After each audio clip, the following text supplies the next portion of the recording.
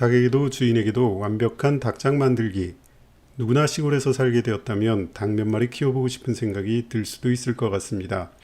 매일 계란을 수거하며 무항생제 유정란을 먹는다는 뿌듯함도 느끼게 되고 복날이면 씨암탉을 잡아 몸보신도 할 수 있으니까요. 맨 처음 닭장을 짓기로 했을 때 국내외 각종 사이트들을 참고해서 가장 좋다고 생각되는 형태를 선택했던 것이 이런 모양이었습니다. 제일 먼저 닭의 입장에서 안전하게 쉬고 먹고 놀고 잠을 잘 수 있는 공간이어야 하고, 그에 못지않게 키우는 주인의 입장에서는 작은 공간에 청소 및 관리가 용이하고 계란을 수거하는 데 편리한 구조이기를 바랬습니다. 이제껏 수년간 사용하면서 이 닭장은 매우 쓸모가 있었고 효율적이었습니다. 세월에 걸쳐 추가되고 보수하면서 완성한 닭장이니만큼 여기저기 덧댄 흔적으로 인해 깔끔한 느낌은 주지 못하지만 기능상으로는 거의 완벽한 닭장이 되었습니다. 지금의 닭장이 더 낡아지면 다음 4가지 사항들을 고려해서 새로 만들어 보려고 합니다. 첫째, 키우는 닭의 마리수는 10마리 정도를 기준으로 삼아야 합니다. 시골이라 하더라도 너무 많은 동물을 일반 가정집에서 키우는 데는 제한이 있습니다. 동물을 키운다는 것은 냄새와 소음이라는 문제가 반드시 뒤따르기 때문입니다. 그래서 지자체마다 약간의 차이는 있지만 닭의 경우에는 대체적으로 신고 없이 키울 수 있는 마리수가 10마리 정도입니다. 10마리의 닭을 키우는데 알맞은 닭장의 공간은 2평 정도로 잡았습니다. 닭의 입장에서야 넓은 공간을 뛰어다니면 좋겠지만 넓은 공간을 울타리와 망으로 둘러싸려면 비용이 증가하기 때문에 최소한의 공간으로 잡았습니다. 10마리의 닭이 뛰어노는데 약간 좁은 감이 없진 않지만 2평이라는 공간이면 건강하게 자라는데 크게 부족함은 없을 것입니다. 작은 공간을 최대한 넓게 사용할 수 있도록 닭장을 지면으로부터 약 50cm 띄워서 만들었습니다. 닭들이 닭장 안으로 들락거릴 때 계단 경사도가 너무 높지도 않고 딱 좋은 높이였습니다. 저 같은 경우는 2평 정도의 닭장 울타리 안에서 닭을 키우지만 일주일에 서너 차례는 뒷마당에 풀어놓아서 마음껏 뛰어다니며 풀도 뜯어먹고 놀 수 있도록 해주었습니다. 닭도 은근히 똑똑해서 낮에는 넓은 마당을 뛰어다니며 운동도 하고 모래목욕도 하면서 놀지만 날이 어둑해지면 대부분 자기 집으로 알아서 들어갑니다. 그렇지 못한 닭들도 몇 번만 연습시키면 잘 들어갑니다. 들어가자.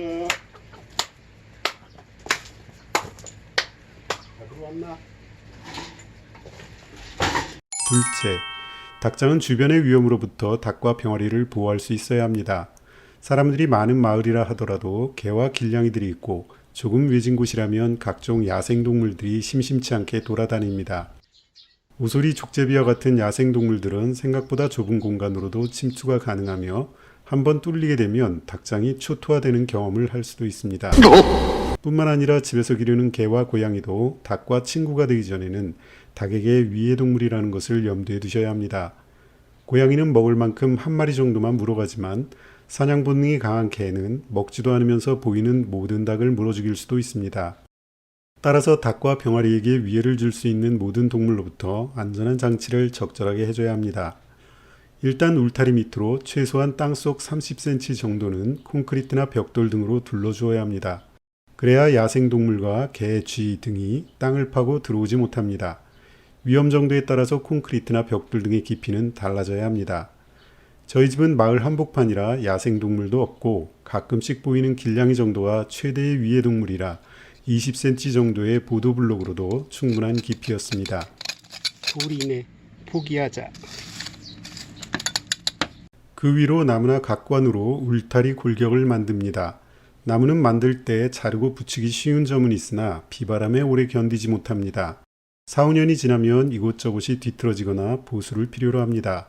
반면에 철제각관은 다소 비용이 비싸고 만들 때 어렵지만 한번 만들어 놓으면 거의 영구적으로 사용이 가능합니다.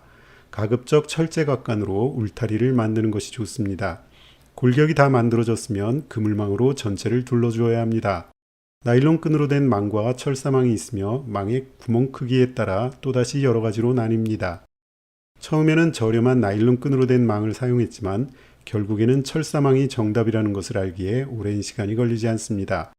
나일론망은 쥐 따위의 작은 동물에게도 쉽게 뚫려버리기 때문에 초기 비용이 조금 더 들어가더라도 철사망을 추천합니다. 철사망 중에서도 망의 지름이 가장 작은 구간망이라고 부르는 망을 사용하는 것이 좋습니다. 구간망은 망의 구멍이 작아 참새나 쥐 등이 들어오지 못합니다. 참새가 망 사이로 들락거릴 수 있다면 사료의 절반은 참새가 먹는다고 보면 됩니다. 구간망의 보호 기능은 쥐나 길냥이, 소형견 정도입니다. 그리고 사냥 본능이 강한 개나 족제비, 오소리 등의 야생동물의 침투가 예상되는 곳이라면 철망보다도 더 강한 철창에 가까운 재료를 선택해야 합니다. 이렇게 울타리의 망을 둘러치는 것이 끝났다면 지표면에서 약 50cm 정도를 가려주는 것이 좋습니다.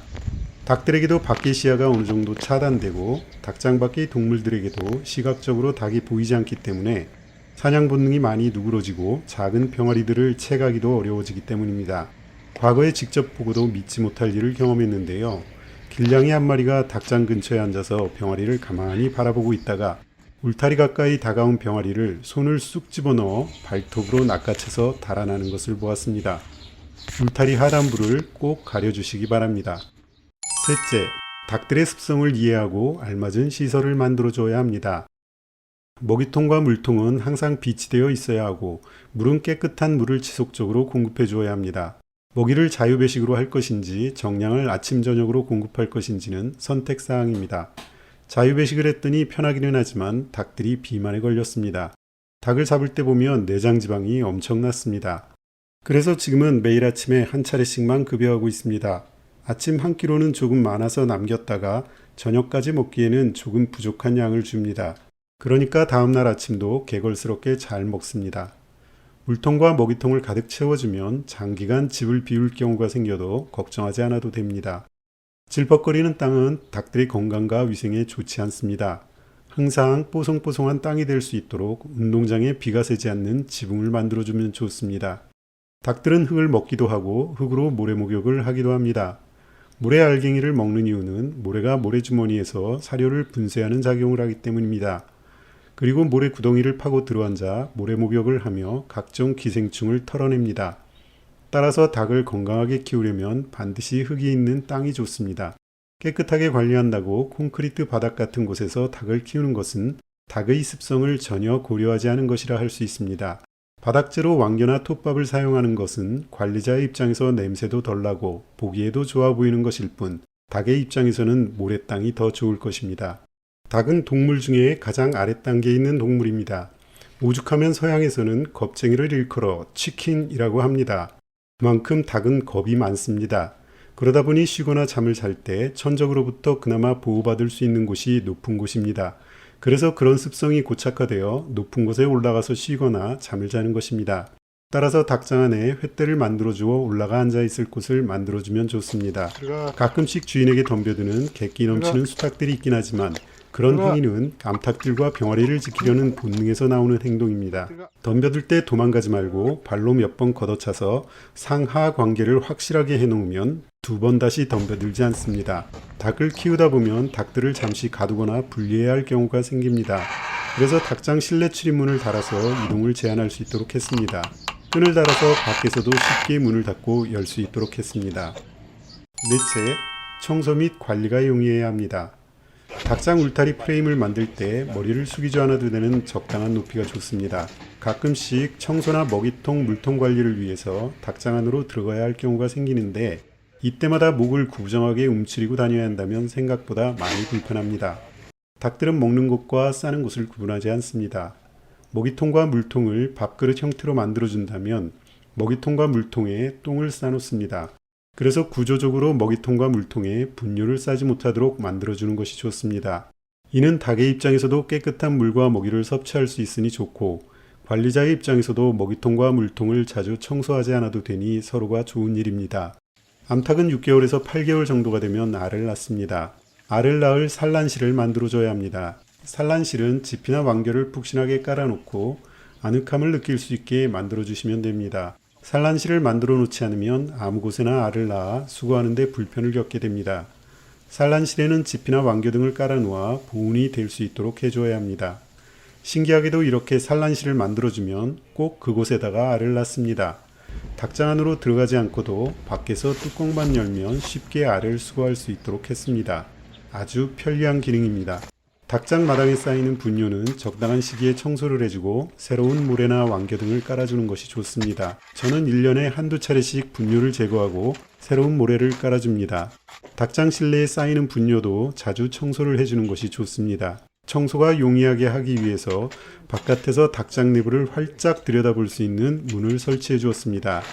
이때 수거한 닭의 분뇨는 잘 모아두었다가 1년 정도 발효 시간을 거친 후에 텃밭에 사용하시면 훌륭한 비료가 됩니다. 위의 4가지 사항을 염두하시고 닭장을 만드신다면 저처럼 여기저기 보수할 일도 없고 닭을 키우는 데 불편함을 못 느끼실 거라고 생각됩니다. 닭에게도 좋은 환경이고 관리자인 내게도 편리한 닭장을 만들고 싶으시다면 꼭 한 번쯤은 참고하셔야 할 사항인 듯하여 오늘의 영상을 만들어 보았습니다. 도움이 되셨다면 구독, 좋아요 부탁드리고요. 건강하고 즐거운 하루가 되시기 바랍니다. 시청해 주셔서 땡큐.